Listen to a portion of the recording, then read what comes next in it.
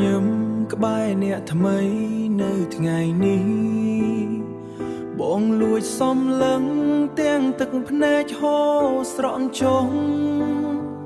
អងសិតមើលថែអងសិតប្រចែប្រច័នខឹងខំថានឹងត្រឹមមនុស្ស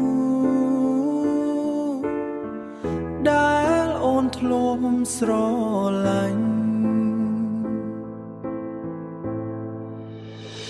លះបង់គ្រប់យ៉ាងចុងក្រោយបានត្រឹមការខកបំណង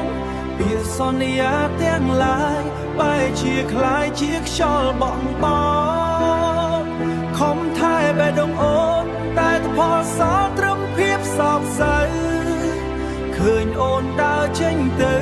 ចោលបងឲ្យនៅឯកាជូនពរអូននឹងអ្នកថ្មីមាត់និយាយទាំងញ័រញាក់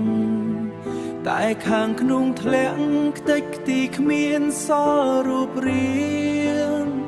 ញ័រញឹមទាំងបង្ខំបិទបាំងតំណក់ទឹកភ្នែកកណ្ដាលភ្លៀងព្រមដើរចេញឆ្ងាយពីរោងការឲ្យអូនមានក្តីសុខបងដឹងបងមិនល្អដូចគេមិនអាចឲ្យអ្វីដែលអូនប្រាថ្នា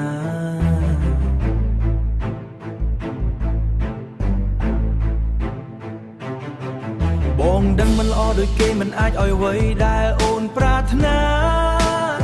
ទើបអូនជ្រើសរើសផ្លូវថ្មីចោលមនុស្សដែលធ្លាប់រួមទុក្ខវេទនា Sacrifice របស់បងវាគ្មានតម្លៃសម្រាប់មាសមេ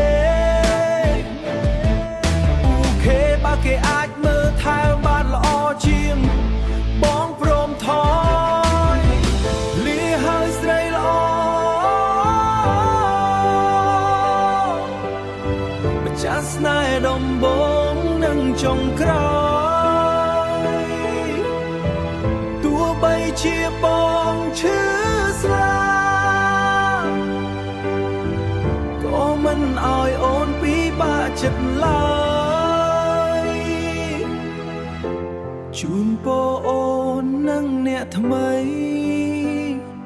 ពីមនុស្សម្នាក់ដែលអូនលែងត្រូវការ